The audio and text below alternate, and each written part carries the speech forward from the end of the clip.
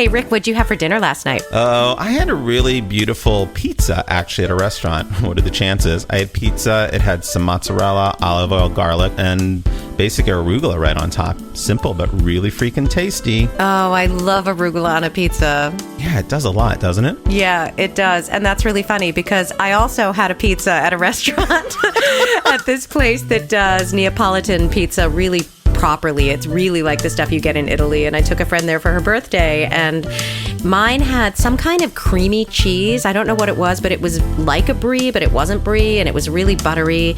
And it had some smoky meat that, again, it wasn't quite bacon. It wasn't quite prosciutto. I don't know what it was. And there were fresh peas and ramps. Ramps I love. They're like what in are the they? onion. They're like in the onion family, and they're only available in a small period of the year. And they're delicious and delicate. They're kind of like a green onion, but they've got more complexity than that. And it was incredibly good. Hello and welcome to another episode of You Won't Believe What I Ate Last Night. I'm Kate DeVore. And I'm Rick Fiore, and this is our ongoing conversation about food, health, weight maintenance, and our endeavor to be and stay healthy in a really tasty world. With love, kindness, and compassion towards ourselves and others. On today's episode, we are talking about weight loss versus weight maintenance, what researchers say works, and our vast experience with what hasn't worked. Remember that aphorism, you can never be too rich or too thin? Well, we recall several of those classic phrases on today's show. Enjoy. Hey, Kate, so here's something I've been dealing with. Mm-hmm. So my doctor wants me to lose more weight, right? Like, what are the chances? That's sort of been my doctor's mantra since I've known her. So over the last 3 months, I've actually lost about 15 pounds. And then in the last month particularly, I know I've put on about 8 of that. And so it just brings me back to this whole idea of this weight loss versus weight management and how caught up I get about it. So here I am. I'm even in the weight loss mode, right? And I'm not officially in the weight management mode. But even within the weight loss mode, I'm still unable to really sort of get a handle on it, right? Because I feel like, God, it all comes back to my habits of I can be really strong for a certain period of time, but then I still give over to my habits of binging and, of course, eating too much and more than I should. So it just gets me all caught up about this whole weight loss versus weight management thing. How long did you say it took you to lose 15 pounds? I think it's 3 months, a little over 3 months. Mm-hmm. So maybe about 5 pounds a month. Mm-hmm. Okay. Because I tend to lose weight very early, quickly. And most of that was in the first month and a half.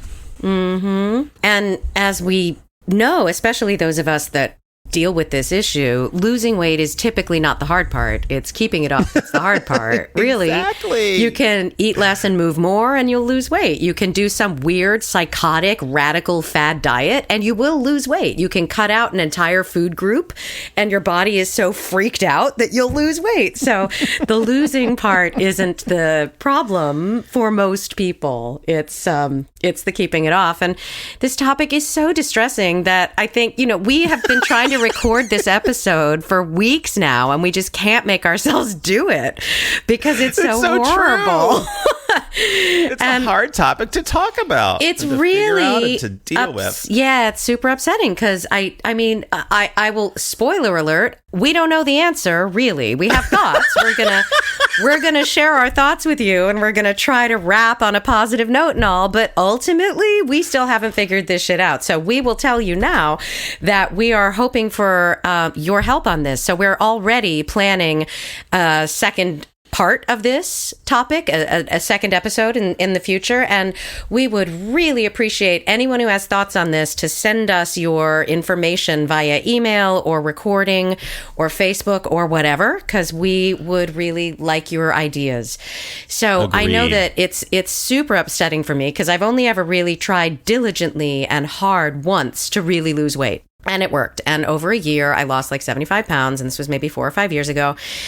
And then I was able to maintain that for about a year by continuing to try to lose the last 10 pounds and failing.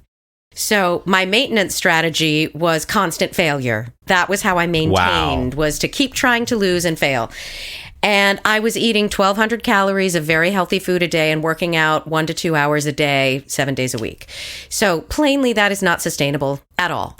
And I didn't have a maintenance plan, really. I just figured my body will work it out. That's what said, your body, you'll learn to listen to your body's cues. You'll learn what you're supposed to want, blah, blah. Didn't work. And then there was some point in there where it became, like sort of tragic, basically. So for a while I would gain a little and lose it, gain a little and lose it, gain a little and lose it. And I don't really know what led to the real slope where it declined so dramatically. So I think part of the reason now that I've gained, probably I'm going to say everything back, I'm so not motivated to lose it again because A, it was so hard, and B, it didn't work. So why the hell would I go through that again until I figure out what I'm going to do on the other side? So I think this is why it's such a personally painful topic for me, is that I feel stuck. I feel stuck because I don't know the answer to this question. So let's see what we can't figure out as we talk a little bit. That's brilliant. You had brought this up to me if I had seen that article about The Biggest Loser, and I actually hadn't. I mean, I'd heard a little bit about it, but I didn't invest in it that much. Did you ever watch The Biggest Loser? No. On TV? No, I think I might have seen it once, so I know what it is, but I found it repulsive. Right. So obviously it's a show about large people being forced to lose weight or being encouraged to lose weight. No, and forced. The article... Yeah, that's why I didn't like it. It was a weird way of doing it, I thought. Yeah, so. And I remember seeing an episode or two, and it always seemed so drastic to me. But there was a big article that came out in the New York Times, and which is basically highlighting the fact that majority of people on the show don't keep it off and why they don't keep it off, and sort of how hard it is to keep off weight, particularly large amounts of weight, after you lose it. And I was so struck just by the fact, it was one of the things that got me thinking very quickly. I was like, oh my God, I don't think anyone else has this figured out either. I think everyone's still struggling with it. Mm-hmm. Well, I think that the thing that they're pointing out in that article that's the most distressing, which we have posted on our Facebook page, by the way, if you want to look at it, is that once you lose a whole bunch of weight, your metabolism slows, and it never, apparently, according to this article, never really resets itself.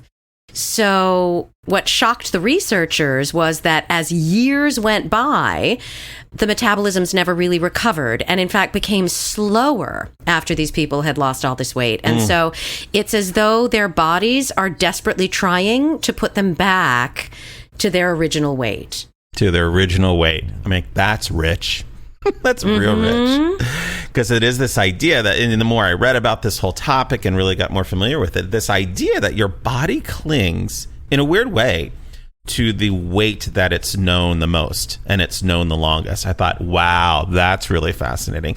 It's obviously like this obviously funny type of muscle memory that's literally in your cells and in your metabolism, that's what it's trying to maintain. Yeah. And this article talks about, and we're going to talk a little bit more about the concept of set point, which is what that refers to in a minute. But so there was this one guy apparently who regained more than 100 pounds. And his metabolism had slowed so much that just to maintain a weight of almost 300 pounds, which is higher than he wanted it to be, I'm pretty sure, he then had to eat 800 calories a day less than a typical man his size, and anything else would turn to fat. So it really smacks of hopelessness, that, and I'm hoping someone out there is going to have something that they might be able to share. We're keeping it real, people. We're keeping it real. Yeah. So there was a podcast on This American Life with Ira Glass that was pointed out on our Facebook page by one of our listeners, Hillary, and apparently they quote a study. So there's a lot of studies that are bandied about, according to research, according to studies, and a lot of those we don't have access to because they're in medical journals and they're in specialty journals that you can't find just by a regular Google. So I wasn't able to do the level of research that I would like to do because of that. So I have to trust it. And we're going to talk in a minute about some of the conflicting data that we're seeing out there and conflicting articles, and we can't get to the core of it because of that. Also, we're not researchers, and that's really not our major thing here. But apparently, according to a huge study done by the National Institutes of Health, which is sort of like the the gold standard of research in this country. Yeah. Obesity and weight gain is always multifactorial, and it definitely isn't just about people being lazy and not choosing correctly. There's a whole bunch of stuff that goes into it. So apparently, I can't even make myself say this, 1 in 100 obese people get and stay thin. And they have tracked 250,000 people over 9 years. So this is a huge study that shows this problem. Huge issue. Mm-hmm. 1 in 100, 1%. I don't know what to say. I know. When I see that number, I'm just like, there is a part of me that's like, well, I'm not going to be that 1 in 100. Why bother? Mm-hmm. And also, a lot of my experience has shown it. That's the case, is that it's always been really hard for me to maintain whatever weight loss that I've had. Yeah. And I've only tried this once and failed miserably, so that sucks. And then there was another really cool part of that. There were some really interesting things in this podcast, and you can find it on our Facebook page, and I encourage you to listen to it because it was really interesting.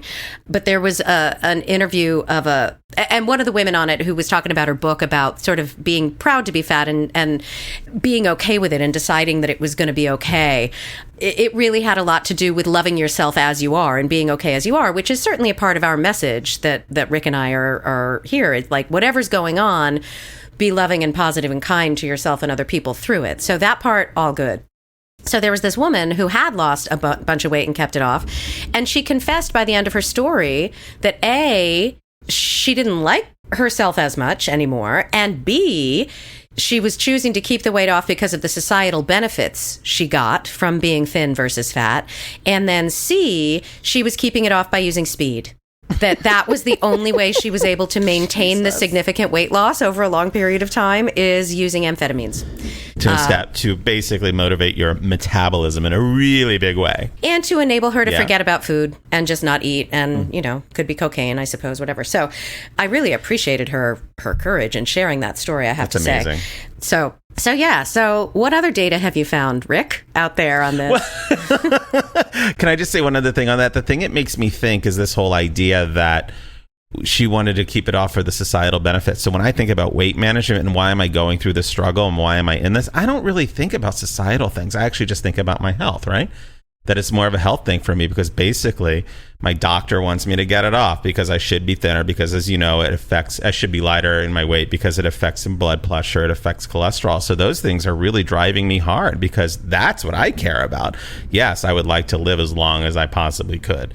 The societal benefits, I'm like, that's never something that's ever really resonated for me. Where do you fall? Do you fall on the societal benefits at all? Where do you fall not as a motivating factor, but it's very clear. I mean, she tells this story about how people are waiting in line to be in the audience of a televised talk show.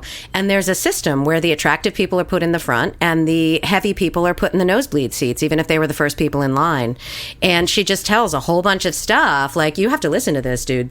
She tells all these stories about how her life has been different as a thin person versus as a fat person. Wow. And I did experience that a little bit. And I do miss being in the Thin People's Club.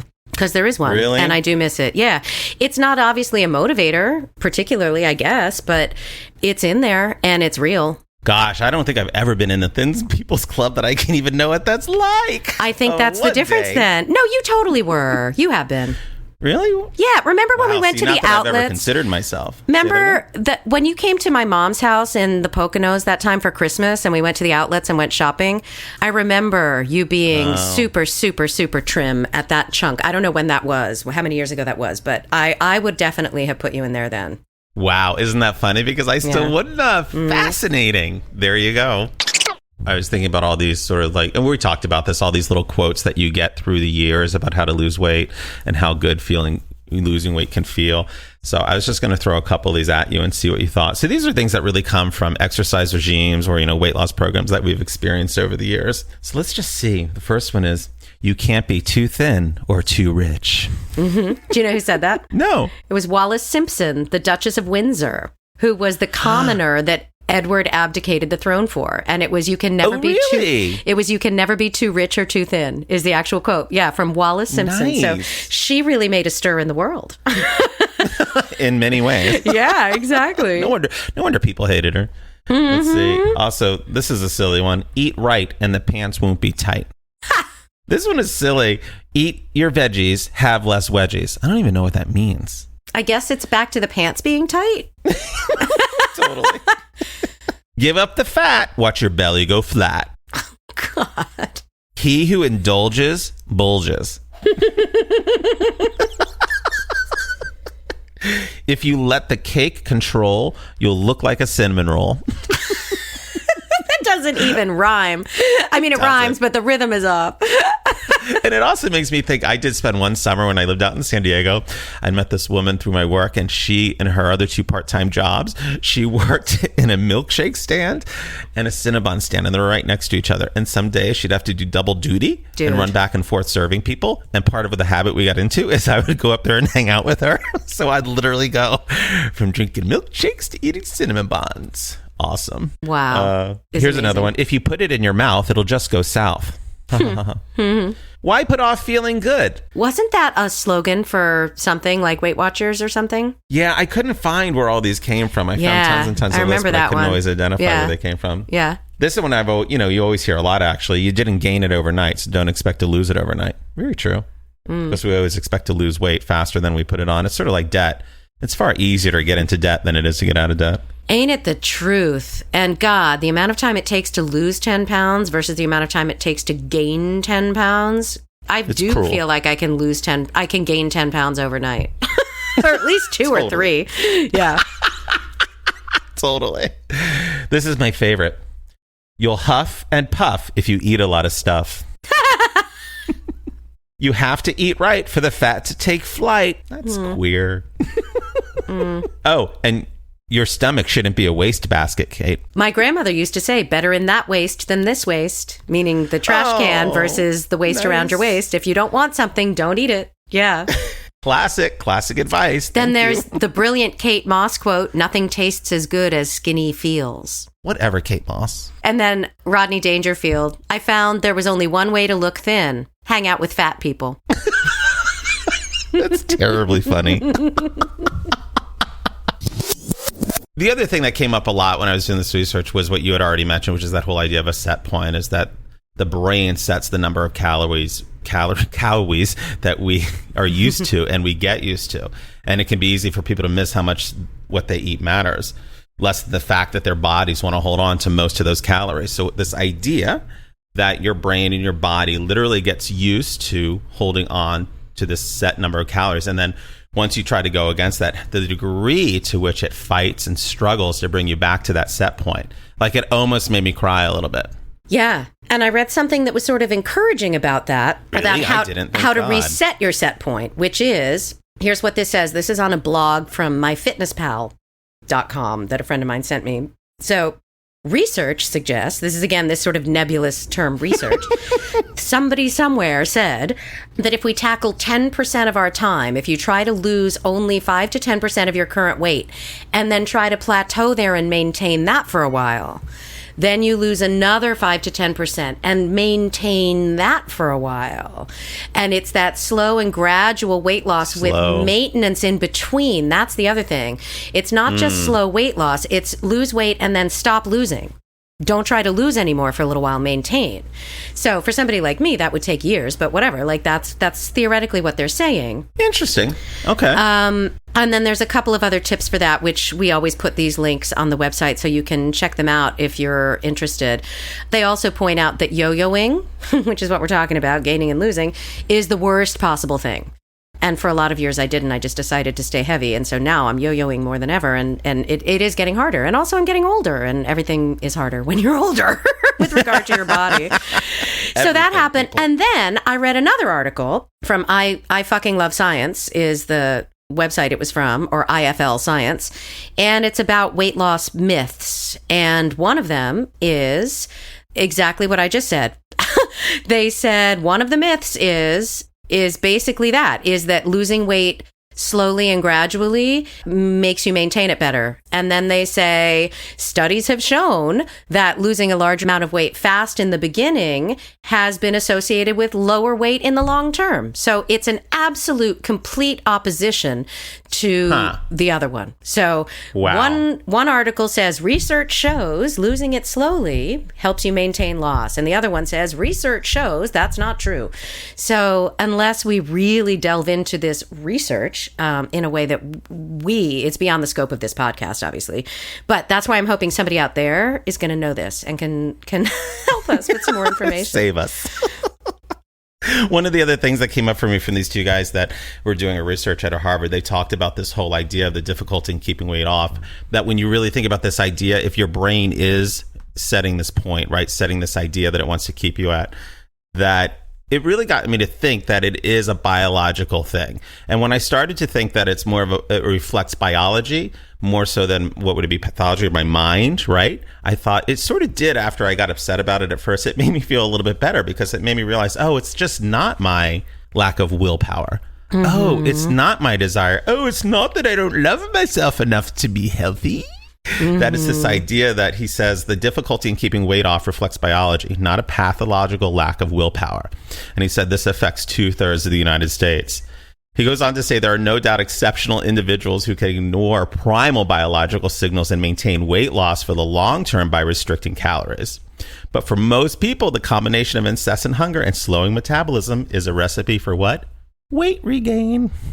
Mm-hmm. But so I have to say, since we've been talking about this episode, it has given me a little bit of peace to really it's made me be what we talk about, a little bit kinder on myself, that it's not something like I'm just terrible at, and I have no skill at, and beating myself up for being less than perfect. So that was really helpful. Mm-hmm. And I totally support that. And as your friend, I think that is absolutely the way to go and the way to think. And it's awesome. And for myself, I don't believe it.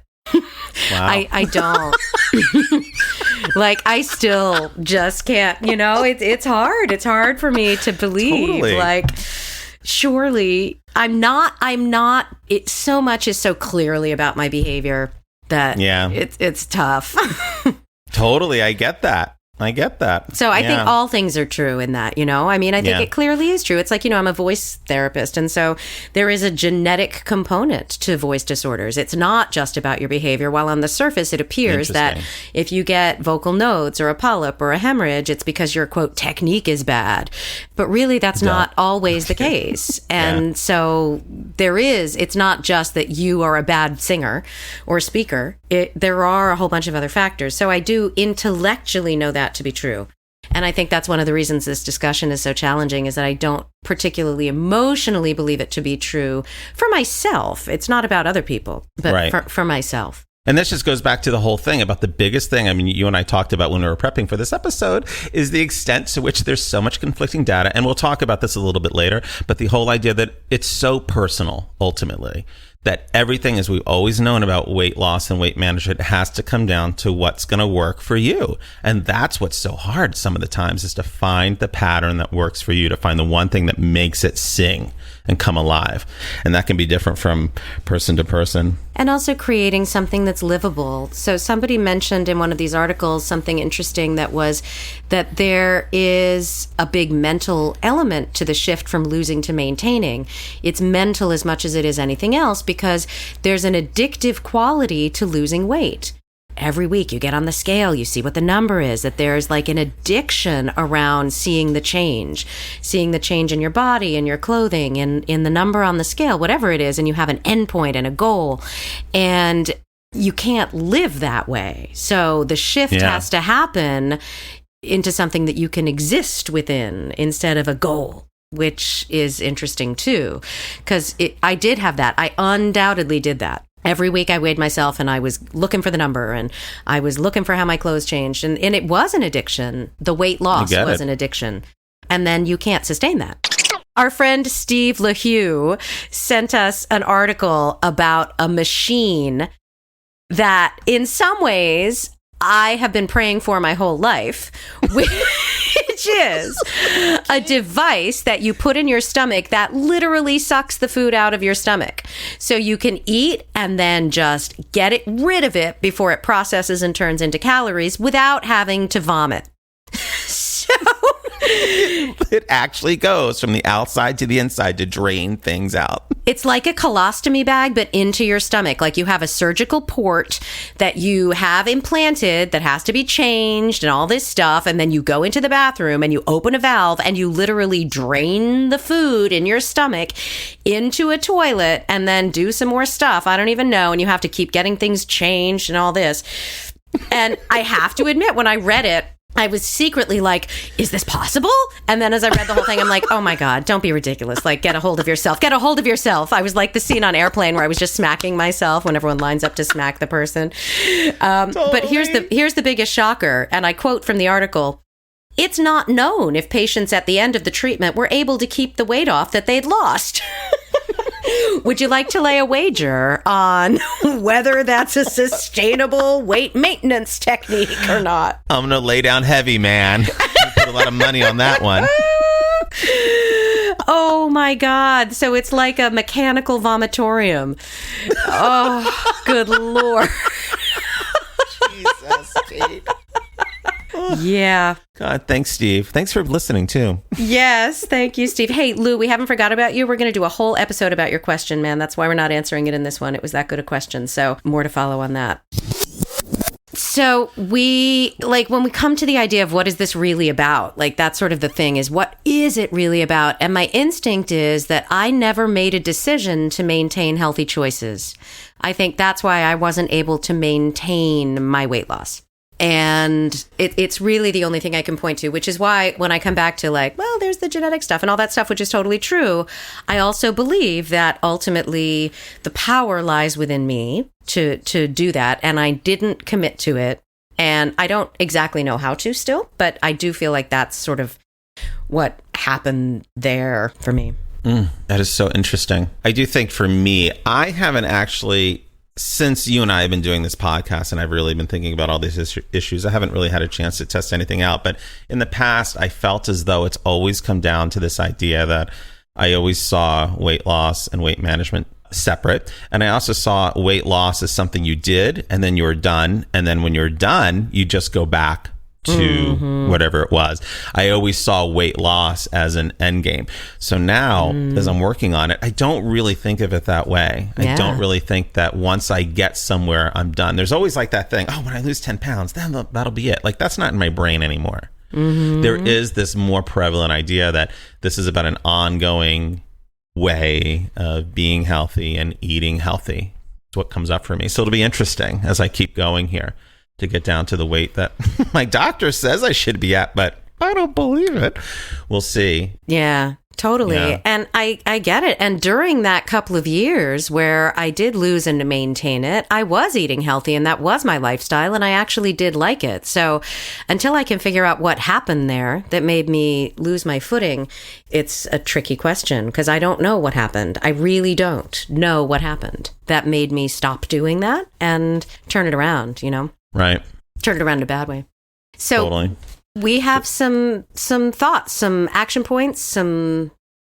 Are we ready to go to there? Is there anything else you want to say before that? Yeah. Okay, great. Yeah. So you go. These are great. So these are things that when in our talks we've come up with about like what are our big takeaways as of now. And the first one is just to remember that it's personal for you, right? It's personal for me and it's personal for Kate. You have to lose weight in a way that you're still willing to live with to some degree once the weight management becomes. Just to throw in, hence why fad diets don't work as a long-term solution. That, I mean, if you're just trying to get into a dress and you're basically already slim and you just need to lose a couple of pounds for an event or whatever, then obviously those are great. Do whatever you need to do. Yeah. But we're talking obviously about people with a bigger issue here. The second one is don't exclude the things you like, because this relates back to the first one we just talked about, is because when we're losing weight, we want to be able to be eating in a way that we're going to be eating after we lose whatever weight we want. So don't exclude the things you like, incorporate them. But as we've always talked about, and we've all heard a million times, it's about quantity And I think the third thing is acknowledge that this is. Hang on, I'm sorry. Stop. Sorry, I realized I had one thing to say on that too, which is what I was saying to people, because during that time period where I had lost a lot and was keeping it off, people would always be like, "How are you doing it? How are you doing it?" And so one of the things I would say is that I'm eating really small quantities of really healthy food, except when I don't. And so even at that point, I would like once a week go out and have pizza or whatever. I would eat less of it than I do now. But still, it is indeed about not excluding it. So, all right. Awesome. Number 3. Acknowledge that this is a long-term change and that takes work. Like, we can't leave it to risk. So it all comes back to our whole idea of like, what practice are you putting in place to help remind you of the practice, right? So there's the practice and then there's the theory of the practice. So we can sit around and think about how we're going to do all this and what we want to do, but then there's the actual practice of remembering the practice. And, as we've talked about a million times, what is that for you? For me, it comes back to meditation. That for me, being able to sit every day, I need a daily reminder of, Rick, what's your food intake going to look like? How are you going to approach it? Right? There's a part of me that every time I sit down, I think, really, Rick, you're still doing this? But I'm like, I'm getting my brain around it. It's got to happen. That's my thing. That's my reminder. Yeah. And you were saying you've been doing some good stuff in the morning of like sitting down and thinking through what you want your day to be about and what you want your day to be like. And I think there's a huge amount to be said for that. Thank you. Yeah. One of the other things I've been doing is when I feel like I haven't done very well the day before, I just sit for a few minutes thinking, well, what really was that about? What you had asked earlier, right? What is this really about for us? And so I would sit a few minutes and think, well, when I ate that meal and I ate the whole thing before I realized anything, what was going on? Was it the surroundings? Was it something going on in me? So that just, not that I actually ever solve anything, but it is this idea of just being aware of noticing when I've gone off the rails and trying to be more present with it. Awesome. All right, you guys. So thanks for being in this conversation with us, and please help us. That's it. Thank you for joining us. Please subscribe to this podcast on iTunes, YouTube, SoundCloud, and please review us and let us know what you think. Check out our Facebook page, our webpage. And if you have friends that claim they want to listen to this podcast but don't know how, please help them. Help them subscribe. We're going to start putting lessons on our Facebook page about how to subscribe to a podcast. Yeah, which I don't judge. I don't listen to them either, so I get it. And as always, this podcast is supported by the generous donation of our listeners. Please visit patreon.com/you won't believe what I ate or our webpage to support the podcast. Thanks so much.